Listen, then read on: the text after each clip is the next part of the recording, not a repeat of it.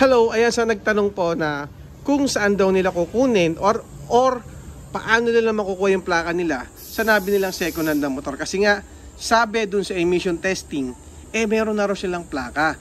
Ang problema, hindi sila makapagpa-emission kasi po, kailangan daw na doon yung plaka. Okay, mga kaibigan, dalawang klase po ang emission testing natin.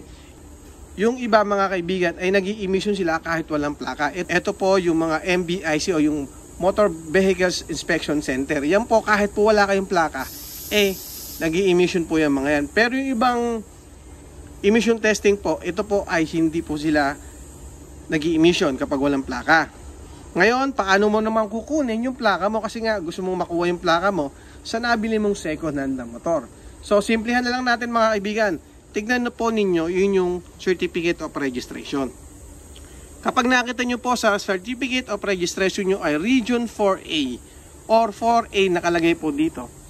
Ito po ay ang Calabarzon at ang pinaka main branch po niyan ay sa Lipa, Batangas. Doon po ninyo malalaman or doon nyo din makukuha ang inyong plaka. At kapag pupunta po tayo doon, dalhin po natin yung deed of sale na nakanotaryo, mas maganda nakanotaryo, tapos yung ating original na ORCR.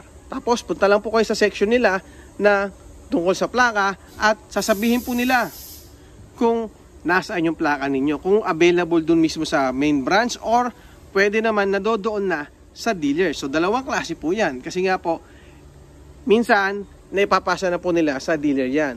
Ngayon kung doon pwede nyo po siyang makuha. Yun lang mga kaibigan na kung paano natin makukuha yung ating plaka. Titingnan nyo po mabuti yung inyong Certificate of Registration. Kasi nga po, dito nyo malalaman kung saan yung mother file ninyo. Ganon din po mga kaibigan yung mga transfer of ownership. Makikita nyo po dito yon kung saan region yung unang nirehistro yan o yung pinaka mother file ng inyong mga motor. Okay? So sana nakatulong uli ang video na to kung paano natin makukuha yung plaka natin sa ating motor na nabili na second hand. Okay? Yun lang. Salamat. Thank you.